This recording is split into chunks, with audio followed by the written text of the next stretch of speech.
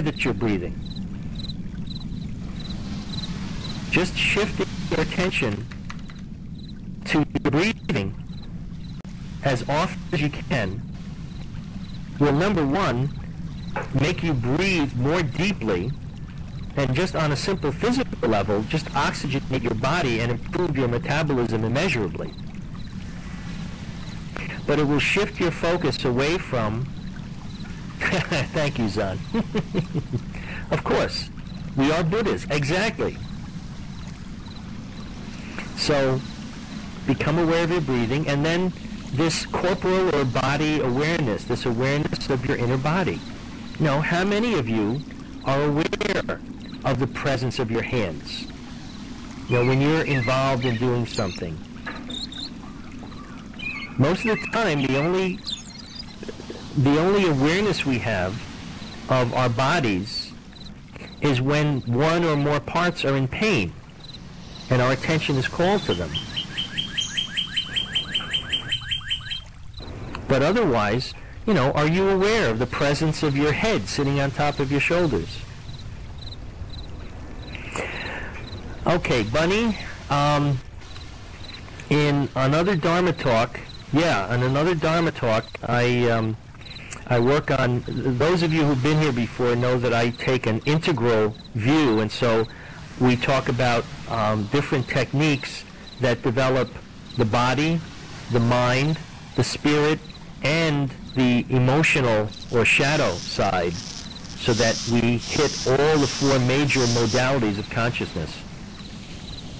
And so I teach a technique called EFT that is very helpful with chronic pain. And you know, remind me in a future Dharma talk, we'll go over that again. I'm also in the process of writing my own version of the instructions on how to do EFT, and I will, when that's done, I will post that on the Buddhist Center website right next to this mindfulness exercise. So, anyway, I'd like to go back to Zan's question, which, let me see if I can scroll back to where it was.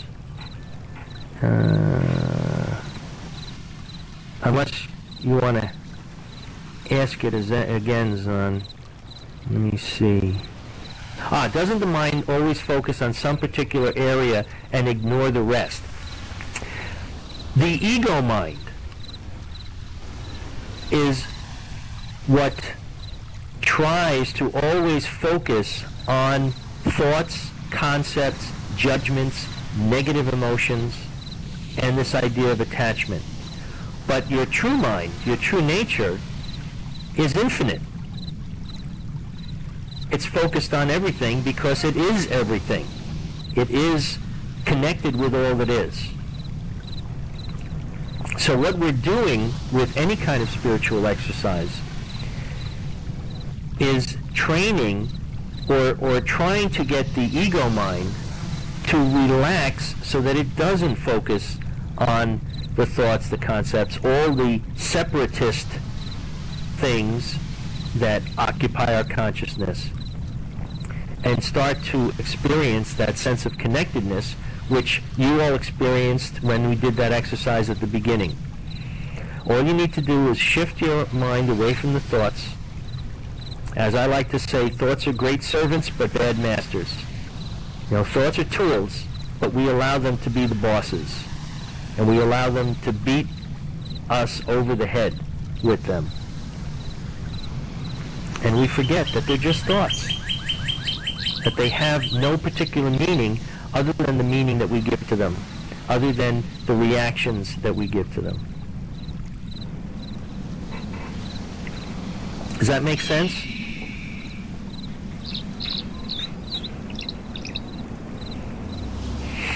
Okay. Does that answer the question about how to explain this to a 7-year-old? Great. You're welcome.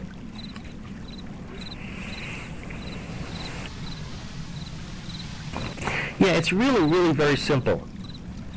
And as I said before, it has nothing to do with belief. It has nothing to do with knowledge. It has nothing to do with trying trying to develop something, trying to build something.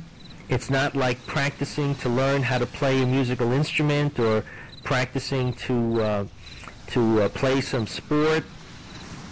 It's not like that at all.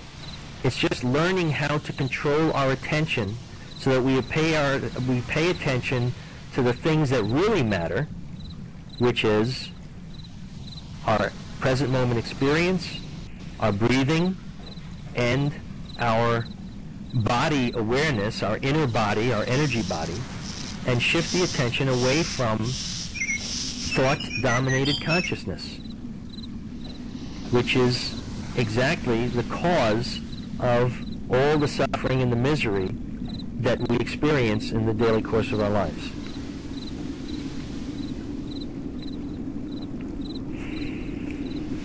So, you don't have to read anything, you don't have to study anything, you don't have to, take classes or anything. It's all within you already. The Buddha himself said, look within, you are the Buddha. Jesus said, the kingdom of God is within you. The kingdom of heaven is within you.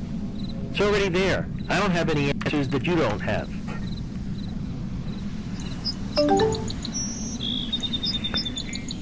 So, I'd like to read you a little story from a book called The Way of Chuang Tzu. Chuang Tzu was one of Lao Tzu's students. Let's see, Moshe, so why do we come and listen to teachers speaking? I don't know. Maybe you like the sound of my voice?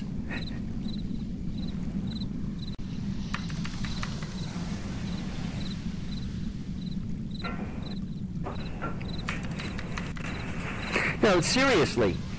Every good spiritual teacher understands, thank you, Talon, every good spiritual teacher understands that he's a charlatan. It's like trying to sell, I'm trying to sell ice to Eskimos or refrigerators to Eskimos. You guys already have all the ice that you need, but you just don't believe it. So I'm just here to remind you to look inside and find the ice.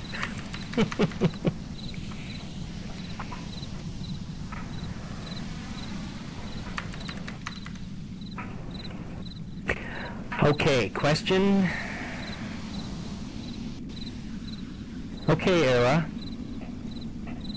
What do you got?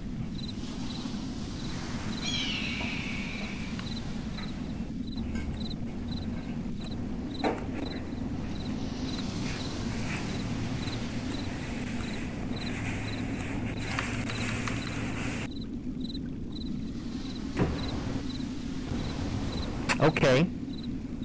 Done several meditation retreats, as I have, and an idea about being compassionate. Okay.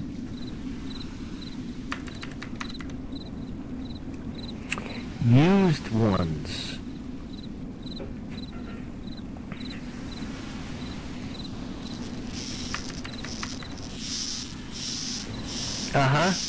Okay. All right, so all that means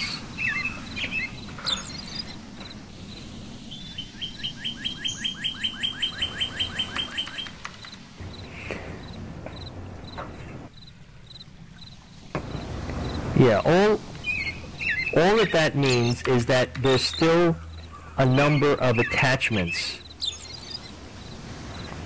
that you haven't polished off yet to be able to experience that sense of connectedness all the time. And that's why we practice. Any spiritual practice is paradoxical.